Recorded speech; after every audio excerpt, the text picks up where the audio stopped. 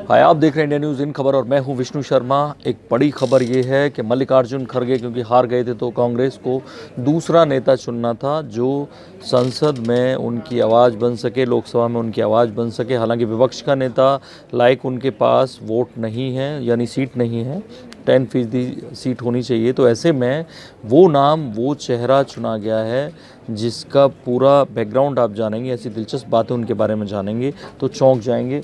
अधीर रंजन चौधरी, 3 नाम चल रहे थे, शशि थरूर, मनीष तिवारी और अधीर रंजन चौधरी।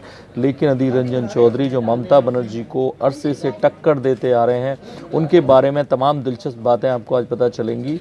कैसे एक नक्सली से नेता बनने की कहानी। एक पूर्व में नक्सली थे, लेकिन उन्होंने 1977 में जब लेफ्ट की वहाँ सरकार आई तो इन्हें समर्पण कराया गया और उसके बाद 1991 में जब अधीर रंजन चौधरी ने कांग्रेस ज्वाइन की राजीव गांधी के ज़माने में, तो उस वक्त करीब 300 लेफ्टिस्ट जो गुंडे थे वो उनके पीछे पड़ गए थे। मामूली वोटों से हार गए, लेकिन बाद में लगातार 96 में जीते और 1999 से लेके अब तक 5 बार सांसद रह चुके हैं अधीर रंजन चौधरी। और मैं आपको उनका एक वोटिंग परसेंटेज दिखाना चाहता हूं। 2019 में जबकि बीजेपी की इतनी ज़बरदस्त लहर थी, बंगाल में इतनी सारी सीटें जीती, टीएमसी उसके मुकाबले में, तब भी अधीर रंजन चौधरी जो कांग्रेस थे उन्हें बहरामपुर में 5,91,000 वोट मिले, 45% वोट।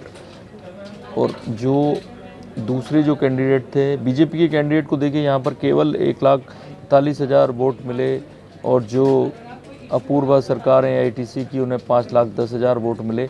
कहीं से भी अधीर रंजन चौधरी को मात देने वाला कोई है नहीं, चाहे किसी की भी लहर हो। आप 2014 का आप रिजल्ट देखिए, अधीर रंजन चौधरी को 5,83,000 वोट मिले, 50% से ज़्यादा।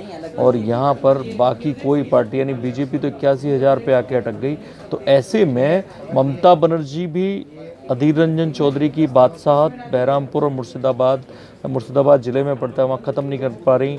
2016 में जब विधानसभा चुनाव हुए तो बहरामपुर की 7 विधानसभा की सीट कांग्रेस ने जीती और वो अधीर रंजन चौधरी की वजह से हुआ। लेकिन इनकी ज़िंदगी में कुछ विवाद भी हैं, वो हम आपको दिखाना चाहते हैं। इनकी बेटी श्रेयांशी चौधरी ने सुसाइड किया और 2006 की बात है, 18 साल की थी तब उनकी डेथ हो गई। काफ़ी कहा गया कि बीमार हैं इसलिए मर गई, लेकिन लोगों ने कहा कि सुसाइड किया, आरोप लगे तमाम सारे। एक और चेहरा मैं आपको दिखाना चाहता हूँ, ये इनकी दूसरी बीवी हैं और कैसे इनकी पहली बीवी इनके खिलाफ हो गई और जिसकी वो बेटी थी उनका चेहरा मैं दिखाना चाहता हूँ कि ये जब पहली बीवी उनके खिलाफ हो गई, डाइवोर्स केस पड़ गया। ये इन्होंने टीएमसी ज्वाइन की, इनका भाई अभी भी टीएमसी में है और उसी ज़िले में चैलेंज करने लगी। अर्पिता चौधरी नाम है, इनकी डेथ हुई 9 जनवरी 2019 को। और तब जब लोकसभा चुनाव का पर्चा भरा जा रहा था, तब जाकर अधीर रंजन चौधरी ने बताया कि वो एक मैरिट कर चुके हैं और वो चुपके से मैरिट की 88 चट्टोपाध्याय चौधरी, और उनके बारे में उन्होंने बताया। इनकी एक बेटी है जो गोद ले ली है अधीर रंजन चौधरी ने। तो इनकी ज़िंदगी के, ये पर्सनल ज़िंदगी के विवाद रहे।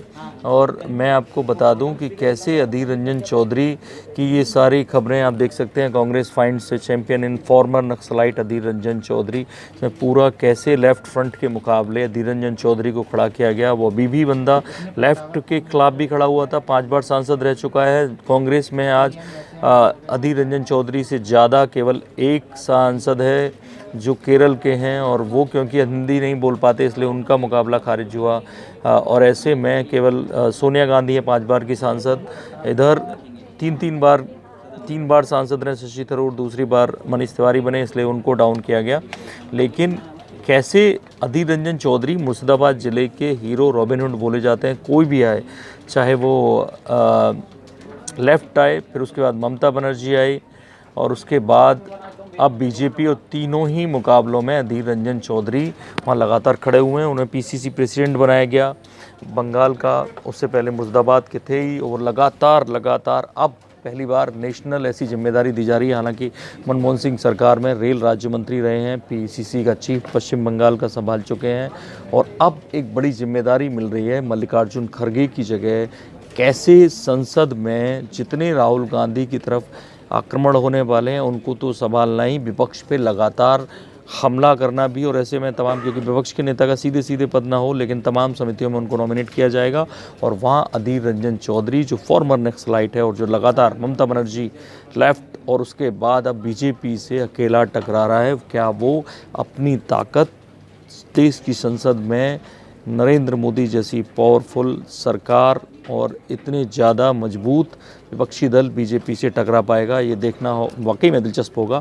बाकी बड़ी खबरों के लिए देखते रहिए इंडिया न्यूज़। सब्सक्राइब करें इन खबर। थैंक यू, नमस्कार। इन खबर चैनल को सब्सक्राइब करें और बेल आइकन दबाना ना भूलें।